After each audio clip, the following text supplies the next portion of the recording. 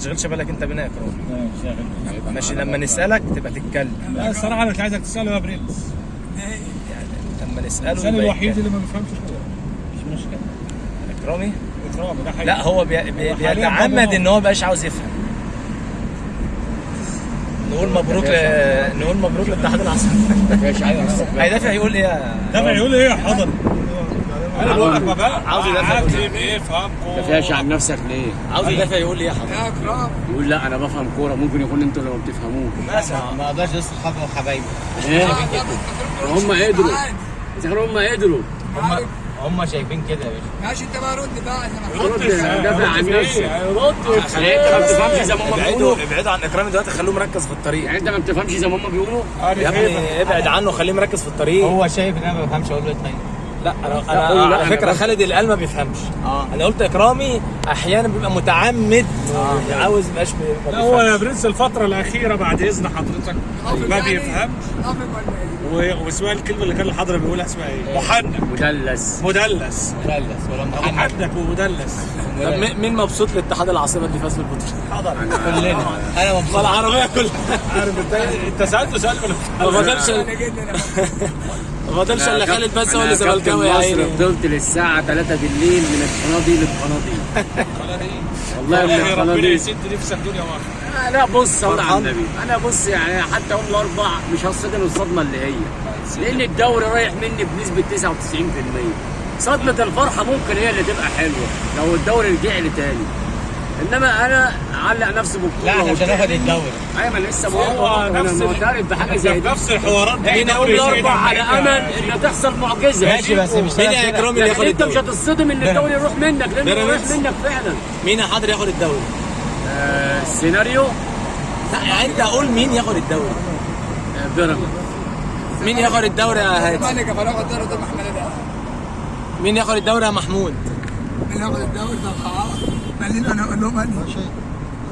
قول يا خالد مين ياخد الدوري؟ الزمالك يا برنس مش ناقصه الاحباط. يبقى كده معانا الهادي وخالد زمالك، حضري واحد يا برنس واكرامي بيراميدز.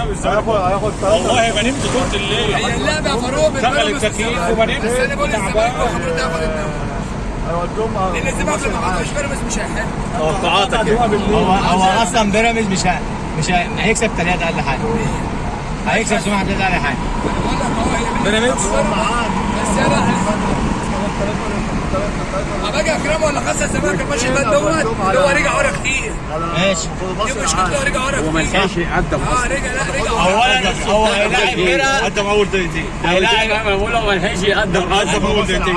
هيلاعب فرقه اصلا بتعرف هو ما تلعب. لحقش يقدم ايه؟ كابتن قدم اول دقيقتين ضربة الجزاء اتحسبت في اول 4 دقايق. قله خبره كابتن الزمالك اللي هو كان كابتن ممكن مين يا يجمع اللعيبه والماتش شغال او بين الشوطين اللي احنا راجعين ورا مثلا. عبد الله السعيد قال لك انا كلمت اللعيبه في الملعب وقلت، والراجل كل البرامج امبارح قالوا ان عبد الله السعيد اتكلم مع الفرقه احنا ليه بنرجع لورا وزعل الفرقه. طب ما هقول لكم حاجه يا جدعان. قول يا بيه. هو ممكن يكون كابتن معتمد جمال كان مجبر ان هو يعمل كده. لا مش مجبر يا بيه. لا اقول لك ليه. ده جاب لا هي بص خلينا متفقين. هتتكلم فنيات ولا هتتكلم؟ انا بتكلم فنيات اهو. خلينا متفقين ان الفرقه مش اللي قوتها مثلا 100%.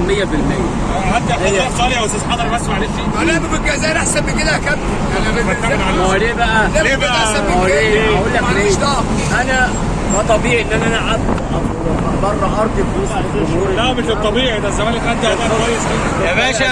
معتمد جمال كان جاي. انا ما بكش على الماتش اولا. اتفضل يا استاذ. بس انا اقول لك السيناريو اللي كان معتمد جمال كان عايز يعمله. اتفضل. هو كان عامل حسابه ان فرقه الجزائر دي هتيجي تدافع، وانا عقبال ما اجيب جون هم يحاولوا يهاجموا عشان يتعادلوا، راح انا عامل على الهجمه المرتده. هو لقى نفسه متعادل في اول الماتش، جاب جون 1-1. بس السيناريو بالنسبه له اتغير خالص. لا يا ايوه ما هو كده كان كسبان 1-1. هو كان عامل حسابه على كده والله. لا يا اكرام ده الكوره كانت بترجع ورا مثلا الدفاع تطلع مش هتحسبك استقبال. انا بتكلم ان الفرقه نفسها ان يعني الزمالك نفسه كان عامل حسابه انه مش هيجيب، عمر ما هيفكر اجيب السيناريو انه هيجيب جول في اول دقيقه ولا ثاني دقيقه. يعني انت لما تجيب جول في اول دقيقتين ارجع ورا ولا اكمل بقى؟ ما هو الفرقه الثانيه اللي فاجئته بقى، الفرقه الثانيه بدات تخش جامد عليه، بدات تعمل، بدات تساوي. اقول لك ليه بقى. هو لو كان فتح يعني بعد ما جاب الجول كان ممكن الفريق ده يخش فيه جول، يدخل في الزمالك جول، اصبح كده هو كان ليه هي فرقه جامده؟ هي فرقه جامده؟ طلب منه يجيب كام جول. بتلعب بره ارضها احسن من على ارضها اكرم. ايه؟ انا قلت لك يعني اهو، ياكل البطوله هو ليه كان مجبر يعمل كده؟ انا التفاصيل اللي شفتها صغيره الملخصات هو لو لا- يسلموا في نص يا الملعب كابتن الناس اللي اسمعني بتلعب بس. كره هو لما مشاها فضلت ماشيه لحد الدقيقه 90 تمام، ان هي 1-0 احسن ما كان يفتح ويطلع الفريق قدام كده يخش. في الحالتين انا خلاص. لا انت غبي. لا ضربات الجزاء يا فاروق. ايوه ضربات الجزاء حظ 50-50. كان وارد ممكن تكسب فيها. هو ارض سنت. هو لو دخل فكده لا، كده يبقى هو مدرب حوار لو مؤاخذه لو دخل إيه؟ فيه جول كده مدرب حمار. مين قال له كلام؟ كملوا يلا. انا اكرم اقول لك لو معتمد جمال نزل وهو في دماغه اللي هو يلعب على هجمه مثلا الحاله بيقول كده يبقى هو يشيل الليجا كلها. ايوه ما ده اللي هو انا شيلها بتكلم كلها. فيه. هو من اول الموسم ما عندوش الامكانيات اللي يلعب على هجمه مرتده. لا بس ما عندوش، ما بيعملش هجمات. رامي. الزمالك اوسط في ماتشين لعبهم في في حياته. 2019 كان تيم الزمالك اقوى من كده بكتير، وكان بيلاعب نهضه بركان، كان برضه مغلوب 1-0 في المغرب. كسب هنا. جم برضه ربنا كرمهم في اول 5 دقائق وجابوا جول التعادل ومشي ريتم. والله مشي ريتم الماتش، مشي ريتم الماتش لحد الدقيقه 90 ولا 95 بنفس النتيجه 1-0. انا ممكن اقول لك حاجه بس عشان ليه كده بس. هو برضه لو كان فتح هقول لك انا رامي. بس هقول لك انا حاجه بس الزمالك بسيطه. لعبها حضري. كمل يلعب. هقول لك انا فرقه بسيطه. اولا الزمالك بص لا، الزمالك بعد اذا اكرم حاجه بس يعني الشوط الاولاني اكرم في الجزائر انا احسن منهم، اروح جاي على ارضي وارجع لورا، بس كان متفوق عليهم على ارضهم، ما بقى في ارض وسط الجمهور اعمل ايه؟ هو لا هو بص هسألك سؤال. انا هقول لك يا الزمالك استاذ حضري معلش انت عمال داخلني حوارات. صلى طب على النبي. انا ممكن اسال سؤال؟ الزمالك لاعب اتحاد ممكن. العاصمه امتى؟ يوم السبت صح؟ ومعاه اسبوع، انت الاسبوع اللي انت معاك ده بتذاكر الفرقه دي بتلعب بره ازاي وبتلعب جوه ازاي، تمام؟ في وسط ان انت النهارده اول مره تحصل بقالنا فتره اصلا اهلي وزمالك ان الجمهور يدخل بالطريقه دي الساعه كامله اصلا، يعني كان بيتخصص مدرج بس بيفضل. يعني انت كل حاجه متاحه، لعيبه انت بقالك اسبوع ولا بتلعب دوري ولا بتلعب اي حاجه، انت مركز لماتش. لا لسه لا، انت مركز لماتش. فين التركيز بقى بتاع الماتش ده يا عم الحضري؟ التركيز ان انت ربنا تنزل اول الماتش، ربنا يكرمك وتجي لك ضربه جزاء وتيجي تلعب من بعد الدقيقه 7 لحد الدقيقه 90 مدافع ازاي؟ ده ايه الكوره الجديده؟ ايه الكوره الجديده دي؟ طب انت لا مؤاخذه انت ربنا خدمك وجبت جول في الشوط الاولاني، اعمل ايه الشوط الثاني؟ المفروض الشوط الثاني اروح مثلا ساحب واحد من نص الملعب تمام ومزود واحد زي ناصر منسي، سيب شوكو بنزا، انت كده بتلعب اصلا على الهجمه المرتده. انت بقى عامل كارثه كرويه، كارثه. الجزيره ما بيلعبش اصلا. طب انا ممكن اقول لك حاجه؟ بيلعبوا هب نتيجه الماتش اللي هناك هي اللي خلته يعمل نفس الخطه دي يا جدعان. لان ثواني بس، هو لو كان كسبان 2 والفرقه دي جابت جون الفرقه دي تاخد البطوله. انت ما انا بتكلم في كده يا عم كانوا هيشالوا يا عم لنا اكرام برضه. يصلح نفسه. يعني لو كان يا فتح إكرام. قدامهم يا إكرام. والفرقه دي يا دخلت إكرام. فيها جول. انا امشي على الشوط الاولاني اللي حصل فيه صح؟ خلص اتكتك للشوط الثاني ولا لا؟ الشوط الثاني دي بيقول لك في الكوره ايه؟ شوط المدربين صح؟ لا تصيب لا تخيب، انت في شوط المدربين انت بتلعب. ده عامل كارثه كرويه يا اكرام ان نزل الجزيري يلعب باك بتاع يلعب هاف. كارثه. انا شفت له كارثه.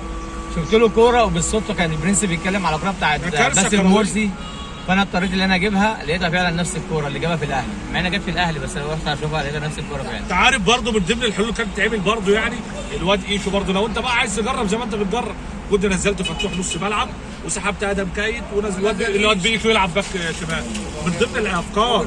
ده الواحد ده انا بقول للبرنس تاني يوم انا بقول له يا فاروق ده الواحد بقى مدرب اللي هو قاعد بيتفرج عليه. الواحد بقى مدرب عايز يقول لك طلع دي ونزل دي وحط دي وحط دي. لا ده طب انت رايك ايه؟ معلش انا اسف يعني، رايك ايه في ماتش سيراميكا يلعب ازاي؟ سيراميكا ربنا يسترها واللعيبه تخرج من النفسيه بتاعت ماتش ماتش الكونفدراليه. ربنا يسترها. ممكن اكون انا مغلوب، الاهلي كان مغلوب مثلا في ماتش بيراميدز، هتقول لي الكوره دي غير الكوره. الزمالك لا خبرات لعيبه يا اكرام. عايز اقول لحضرتك حاجه ان الماتش اللي فات ده كله ان 3/4 اللعيبه ده اول مره تلعب نهائي. ماتش دوري. لا وتلعب ماتش نهائي. ده ماتش دوري. ماشي. الضربه دي خلي بالك. معلش يا جدعان معلش بس انا مش هلاعب ريال مدريد ولا اسبانيا.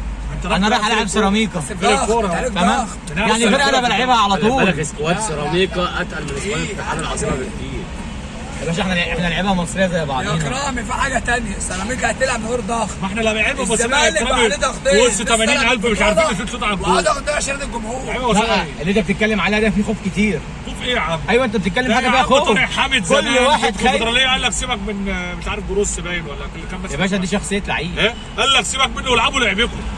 ماشي، ما دي ما شخصيه المفروض في لعيب لعيبه برضه قاده في الفرقه كانت عملت الكلام ده. يا باشا. ما بقول لك، تخيل يا ابني، ما هو بيقول لك الزمالك 90 دقيقه قاعد هناك ورا في المنطقه بتاعتنا. خش. حسام عم يجي يرزع بره في الهواء. ماشي. محمد اسماعيل فتوح هو مش لاقي حد عبد الله يسيبه. السعيد بيقول لك صاحبي جيت ايه؟ كده بترجع لك ورا، انت بتشوط من قدام، ما انت بتديها لهم تاني، ما بترميش من ورا ليه؟ بتبص من ورا ليه؟ الواد ده بيقول له ايه؟ انا مش لاقي حد يجي يستلم مني، يعني نص بتاع الزمالك كان سابق. ايوه ماشي، ما هو ده الكلام ساب اللي قاله خالص. الصحفي. ما هو الصحفي اللي كان بيقول لا هو مش كده. ما ما هو برضه قدامنا في الماتش ما يا ابني عبد الله كده. السعيد، ما هو كمان اللعيب. اللي هو انا ده سمعتها كده. من المؤتمر بيقول لك ايه؟ ان محمد اسماعيل كان بيعاني من اجهاد قبل المباراه. الكارثه الكبيره ان انت لعبته الماتش والونش بره. وبيقولوا الونش بره حتى ما ذكرش حاجه عن الونش ده. ان معاه كابتن فرقه نادي الزمالك ولاعيب بتاع نادي الزمالك ما ذكرهوش اصلا. يعني الونش اصلا ان هو مش معتمد على الونش. ده كلام كابتن معتمد. فين بقى اللي انت بيعتمد على واحد زي الجسام طب ما اصلا يحتاج، معلش سبع انا اسف. ثمان مطوشه طب بدي يلعب. ما الماتش الجاي هيضطر والله. للونش، هيضطر للونش ما برضه. هو دي اللي بيقول لك عليه بقى ان هو غصب مش عنه موجود. بقى، غصب عنه ده كده هينزله غصب. خلي بالك من ضمن الكوارث برضو اللي حصلت في الماتش ده هناك برضو ان بنتايج المطره. بنتايج برضو انت رايح تطرد على ايه؟ على كرة الحكم كده كده مش هيرجع في القرار. تأثير خلي بالك دي برضو من ضمن الكوارث. ايه؟ دي من ضمن الكوارث اللي حصلت يعني. الحمد لله الحمد لله. انا بص يا مروان قادم برضه أفضل بإذن من ساعه ما مدرب الزمالك رمى دماغه للاعلام هو باظ. انت ناصر منسي ماشي معاك بقاله مدرب كويس وهداف الفرقه وبيلعب هو والدماغ دوت مع بعض.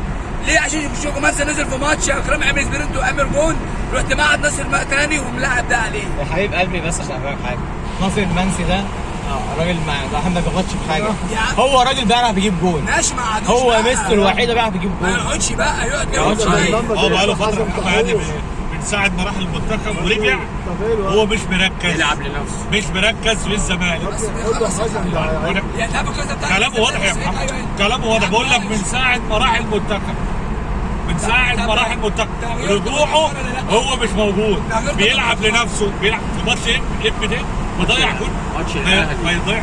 اول 7 دقايق ماتش الاهلي انت كنت ممكن تركب الماتش لو مصالب سيره جول. ليه بقى؟ لانه هو خلاص اتجه ان خلاص رحت المنتخب فبلعب لنفسي يا عم يا كرامي زي الاهلي مثلا. مين بقى؟ مين اللي عمل فيه كده؟ ها؟ مين اللي عمل فيه كده؟ ايه اللي عمل كده؟ مين؟ الاعلام ما هو ماسكه من بعد بطوله السوبر الافريقي. من الاعلام؟ فشخ بتاع الاعلام ولا الجمهور؟ الجمهور يا فعلا. جدع ده انا وريت لكابتن برنس فيديو واحد بيقول له ابراهيموفيتش ولا ولا اسمه ايه؟ عبد غير عليه. العزيز اسمه ايه؟ غير عليه. ناصر منسي. قالوا لا ناصر منسي احسن. بعدين بتاعه بقى هنا المصري هنا هو الراجل بره وابراهيم مش هيجي يلعب في الزمالك. انا برضه لو المدرب بتاعهم مركز شويه انت مش لاعب اكثر تايم، ما قعدوا ده بياخدوا 80 ليه؟ دي اللي احنا بنتكلم فيها. ده 70 ده 65 هو مش لو انت عايز تجيب جول تاني ده زود ده 70 هو بيقول لك احنا اخطانا. 83 فلكن تخلي المعتمد بيقول لك اعتراف. يا عم انت عمال بيقول لك احنا اخطانا. وانت اصلا الزمالك ما كنتوش تتوقعهم اللي عملوا ده الزمالك اللي خلاكم تحلموا. انما الله الزمالك ما فيهوش الحلم حقيقه وفي ايديا الزمالك ما فيهوش واتحقق في ايديا يضيعوا. انت خدت شغل لو وصل لكده ما تجيش بقى تلوم عليه، يعني ما يكسب يبقى حلو. والله يا احمد يا كاس، والله يا احمد يا كاس كلامك والله كلامك حلو هو في الحته لا هو لو خسر كوره مش هيقول الكلام ده، انما هو ما لعبش كوره فلازم نتكلم. هو خسر كورة. هو لعب لا مش كوره. ماشي اللي معاه كده. الباشا دي عملت ماتش هناك عالمي. ما هو على امكانياته بقى جم هم عيب لعيبه هو لا عيب مدرب ولعيب. المفروض اللاعب مدرب ولعيب. انت 90 يا ابني كل الكونفدراليه دي يابا ساعات تاكل اللي جيلك بس انت ما عندكش الحاجه تروح دي. هو الراجل مسك الزمالك بتاع 18. لا بس هو الجمهور عمل اللي عليه ولا ماله بالروح. قول لي هو الجمهور عمل اللي عليه، الجمهور راح مال اللسان بقول على اللعيبه عمل صوت الجماهير. بقول لك ايوه ماشي اللعيبة هو الجمهور ما لعيبة. بيأثرش مع الفرقه. اللاعب اصلا المفروض مين اللي قالك ده انا اخش التاريخ بماتش اللاعب بقى هو اللي بينفذ بقى. يعني انت كده على كلامك ان سيراميكا احسن سكواد من الزمالك تكسبها؟ ايوه ماشي. على كلامك كده ملعب ايه؟ ملعب هتفرق الجمهور، اتكلم في ملعب هتفرق الجمهور والله معاهم. ايوه ما هو اللي هيفرق مع الزمالك. طيب يعني الجمهور بيفرق في وقت من كان الاوقات. موجود اول امبارح، مين اللي خلي بالك اقول لك بينفذ؟ حاجه يا كرامي، الملعب اللي بيحكم، يا كرامي الجمهور اللي يعمل اللي اللي عليه. وصلنا اللي احنا فيه ده والله ولا لعيب ولا مدرب ولا اداره. انا كنت شايف والله العظيم عبد الله ده كلام السعيد وادهم كاي ما عرفوش يلعبوا اثنين مع بعض. محمد اسماعيل حلو نص الملعب، شاف ايه اللي خلاه يلعب؟ لا كان ممكن يلعب احمد ربيعه ده 6 ثابت واقف هنا، ولاعب شحاته وشويه كمان يجي. يلعب في نص الملعب ما بيجيش محمد اسماعيل. يا عم ماشي، هو يجيب معاك هلبس محمد يا عم إبراهيم. احمد ربيع ده ما يلعب في 6 ايه المشكله؟ ويلعب محمد شحاته. على فكره انا شفت باللايف محمد شحاته شايل كوره في اخر الماتش، الواد اللي عدى وراح عاملها بالعرض دي كده ورا، لولا هو قاري الكوره كانت الكوره جول. نفس كوره بن شرقي يعني، يا ابني الواد عدى راح لعبها لتحت، عمر راح جابر محمد شحاته نزل شالها من الواد. تخيل عمر جابر يا اكرامي اتصاب حوالي شهرين مثلا. انا بس محمد ابراهيم كان راجل باك اليمين دوت عالمي، جيب ماتش بيراميدز شاف ماتش الاهلي حب يلعبوا راح لعب عمر جابر. لا الفتره دي اصلا طلع ناشئين كتيره. فباح منه لا هو طلع ناشئين كتيره عشان كان في مشاكل في الفلوس، يا ابني بس محدش أنا يضحك لسه- علينا. وانت طلعت ناشئ بس اثبت نفسه يجي 13 ماتش. ايوه ماشي اثبت نفسه اجي زي في ماتش الاهلي والواد جاهز قعده ولا عمر جابر سجل من الاصابه. ما هو كل الناس الكبيره لما اتطردت وخدت فلوس ورجعت لعبت او كانت مصابه ورجعت خلاص كله قال لك خلاص احنا هنلاعب الناس انا الكبيره. بقول ان الجيل دوت من اول الدوري ما بدا وانا مش واخد حاجه خالص. انت خلاص عشت بقى حلم ووصل بقى حقيقه بقى حقيقه. ما تجيش ماتش على ارضك يا اكرامي. يعني هو عشان حلو، معلش انا اسف، هو عشان حلو عشان كده هو اول الدوري. ليه؟ هو لا مش عايزينها كده. بقول لك بص. انت بقول الدوري حد كان يتوقع عن الزمالك بص يطلع الدوري؟ البطوله دي الكونفدراليه دي ما كانش فيها الا الزمالك والوداد. الوداد طلع كان الزمالك مرشح الاول الزمالك من والأخير. ضد الفرقه الثانيه ما يتعديش الزمالك في وسط. كل الفرق في مستوى بعض. ايه يا اكرامي ده جايبها ايوه الفرق كلها عندها مشاكل. مستوى واحد. ايوه كلهم عندهم مشاكل. كلها مستوى هي واحد. الوداد يا ابني هتفرق الوداد والمجموعه بس. اول ما في دور 32 كنت واقع الزمالك يوصل لنهائي افريقيا او ينافس على دوري. الزمالك ما حدش كان يتوقع في يا مصر ابني ما كلها الفرق يعمل كده. كلها يا ابني 13 تعالى 14. في 13 باشا ايه ما بارسو احسن من الزمالك. كلمنا ولا الفرق بعت الموجوده له اعلى من الزمالك. الزمالك كلها نصها لسه عالي يا اكرامي شباب صغيرين. لا بس ده معاك دوري افريقي جاي على اخر ماتش امسك البتاع في ايديا كده الكاس وروح العب باللعب اللي لعبته ده. لا ما تقوليش بقى دوت ولا مدرب. لا دي برضه من اللعيبه غير مدرب لعيبه.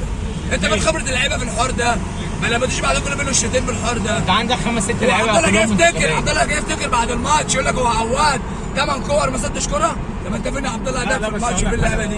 ما هو بقول لك والماتش نفسه اتكلم. امكانيات معتمد جمال هو عامل اللي عليه وزياده. يا عم ما حدش بس غلطه. ما حدش بقى لا بس ينتقده هو خالص. لا اللي ينتقد ما يفهمش. هو ده فرصه محمود يا عم الحقيقي. هو راجل اول ما اتحط في الموقف ده موقف كبير يعني بتاع نهائي كونفدراليه يعني ما كانش يحلم اللي هو يوصل وصل. نص 16 وصل. وصل بيعمل اللي عليه لا، ما هيعمل بيتفق لا على القماشه اللي هي موجوده عامل اللي عليه. انت الناس كلها اساسا بيك ده. محمود في العوده 1-0 على 4 دقايق يعني ما فيش ضغط عليك الضغط شامل عليا. خلاص يا عم انما أنا كان بقى- داخل الدقيقه 60 70 اقول لك ماشي عشان مضغوط مش عارف يفكر. لا انت كسبان 1-0 اول 4 دقايق. يا جدع صدق خلاص بالله كده. انا مشيت رحت العدد بتاع محمود نسيت يا خالص. حبيبي لو فتح جاب أقسم لو بالله. فكر يجيب التالت على يدخل فيه جول يا باشا انا عدى عليه ارجع له تاني العبور راجع العبور كان تاني. دول هو كسبان لك بيدافع عن النتيجه ماشي يعني هو كده قول له كرامي يبعتها لك بس. اشد شويه. يا حبيبي انا بعت حد ده ما فيش الا كره ناصر منسي راح الشوط الثاني لا من البدايه 80. كره ناصر منسي الوحيده اللي راحت خطوره في الشوط الثاني. انما انا شايف لعيبه الزمالك كانت تايه خالص في الملعب ومدرب بره مش قاري الماتش خالص.